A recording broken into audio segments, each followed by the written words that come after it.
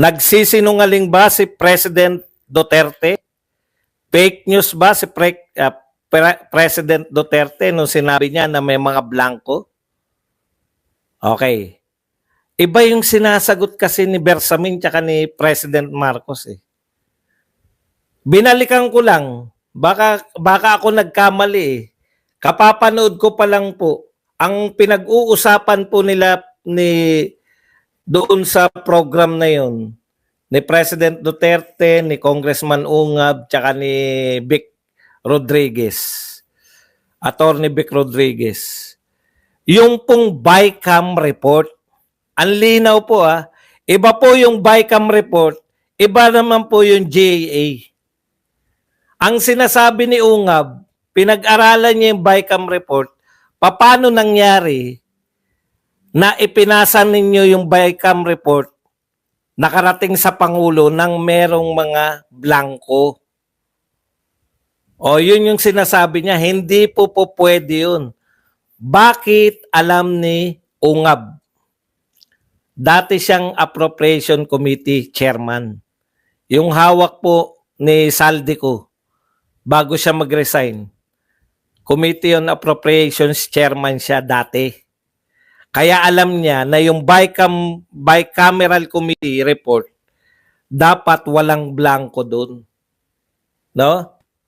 So, inano ko pinakinggan ko Baka nagkamali ako, baka GAA yung pinag-uusapan nila. Hindi po Ang linaw po na sinasabi ni Ungab, sa huling salita pa ni Ungab, sa GAA meron ng figure.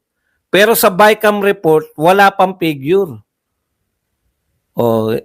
Hindi nila alam kung paano nagkaroon na ng figure pagdating na sa GAA. Hindi po nila kino-question yung GAA na blanco pinirmahan. Ang kino-question nila, bakit pinirmahan yung BICAM ng mga senador at congressman? Yun kasi yung ipapasa nila kay President Marcos. Ayun yung ni-review ni President Marcos. Kasi iniisip ko, baka nga nag-fake news si Duterte, baka nga nagsinungaling. Wala pong fake news at walang sinungaling. Dahil malinaw po yung pinag-uusapan nila, no? Ngayon kayo magsabi na hindi tayo nagre-research.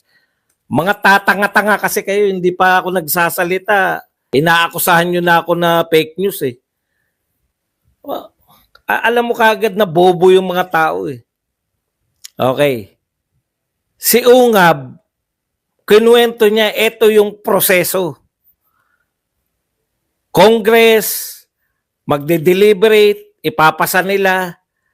Senado, yung Congress, yung HOR, Senado, ganun din. Magde-deliberate, ipapasa nila. Pareho yan, may hindi magkakasundo yan.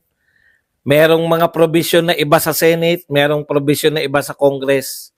Kaya magkakaroon ng BICAM, doon nila pag-uusapan yung difference. Ngayon nga, iba Sa BICAM, nag-insert sila di ba? Nag-insertion sila ng mga hindi na pag-usap. Hindi. Ang akusasyon ni Amy, ganito Tapos na yung BICAM, tapos may ini-insert sila. Di ba? Yan yung kalakaran buhat nung umupo si BBM Pero meron din pala kay Tatay Digong. Naalala ko sinabihan ni Tatay Digong, nire-review nila, tapos binibiton niya yung mga in-inject. Kaya dapat isa-isahin Ngayon, tama ba si Marcos? Sinabi niya wala raw GAA na may blanco. Tama. Ang tanong, GAA ba yung sinabi nilang may blanco? Hindi. Pakinggan nyo kasi ko, hindi naman po to sino yung nagsisinungaling kanino Iba po yung sinasagot nila. No? Kaya gusto lang nilang pagmukhaing sinungaling. Magkaiba po yung BICAM report. Ulitin ko Merong report yung Senate, merong report yung HOR. Kadalasan hindi magkapareho yan. Di ba? Katulad nito, yung akap sa HOR may akap. Sa Senate walang akap. Yun na lang akap Gawin nating halimbawa. So magkaiba sila. Hindi po pwedeng dalawa yung GAA natin. Yung GAA, yun po yung General Appropriation Act. Yun po yung batas na Congress. So, kinakailangan nilang pagsanibin. Doon po yung nagaganap sa BICAM. Okay? Ngayon, bago nyo pirmahan yan, dapat walang blanco. Yun yung sinasabi ni Ungab. Ang kinu-question nila, kaya sinasabi ni President Duterte na illegal yan, yung ginawa nila, kasi may blanco. Kaya nga halimbawa ni President Duterte, kung may blanco yan, di ba? Kung may blanco yan, ibig sabihin, parang blank check yan na kahit na magkano ilagay mo. Hindi uubra. O, kita nyo, ako pa rin ang fake news. Anong palusot? Hindi po palusot to. Pakinggan nyo. Pakinggan nyo lang. Ulit. Oo, mali sila. Hindi, tama. Ayan na naman kayo eh. O, ulitin ko ha. May report yung Senado. May report yung HOR. Makinig kayo lang. Huwag niyong bobohan. Huwag niyong pangatawanan yung pagiging bobo. Huwag niyong pangatawanan yung pagiging bobo. Makinig lang kayo. Hindi natin hayaan. Nasa channel ko sila eh. Hayaan mo silang marindi. Sabi alimbawa, nang hindi pareho. Sa Senate, walang akap. Sa HOR, may akap. So, paano po yun kung magkaiba? Kaya po may BICAM. Doon magkakasundo sila.